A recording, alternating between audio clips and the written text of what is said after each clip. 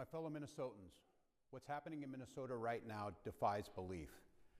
News reports simply don't do justice to the level of chaos and disruption and trauma the federal government is raining down upon our communities.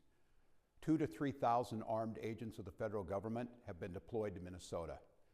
Armed, masked, undertrained ICE agents are going door to door, ordering people to point out where their neighbors of color live. They're pulling over people indiscriminately, including U.S. citizens, and demanding to see their papers. And at grocery stores, at bus stops, even at our schools, they're breaking windows, dragging pregnant women down the street, just plain grabbing Minnesotans and shoving them into unmarked vans, kidnapping innocent people with no warning and no due process. Let's be very, very clear. This long ago stopped being a matter of immigration enforcement. Instead, it's a campaign of organized brutality against the people of Minnesota by our own federal government. Last week, that campaign claimed the life of Renee Nicole Good.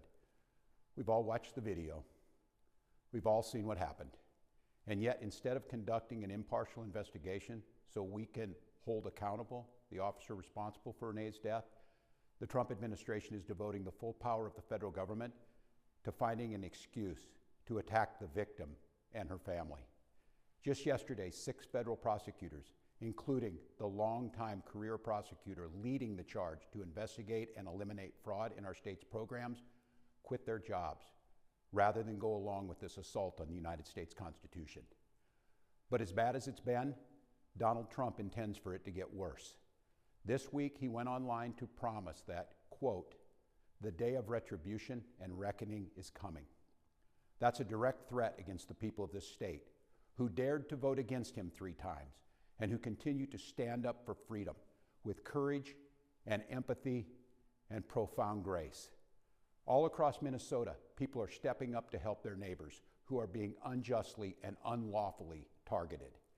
They're distributing care packages and walking kids to school and raising their voices in peaceful protest, even though doing so has made many of our fellow Minnesotans targets for violent retribution. Folks, I know it's scary, and I know it's absurd that we all have to be defending law and order, justice, and humanity while also caring for our families and trying to do our jobs. So tonight, let me say once again to Donald Trump and Kristi Noem, end this occupation.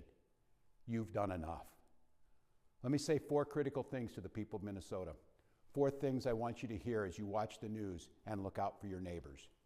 First, Donald Trump wants this chaos. He wants confusion. And yes, he wants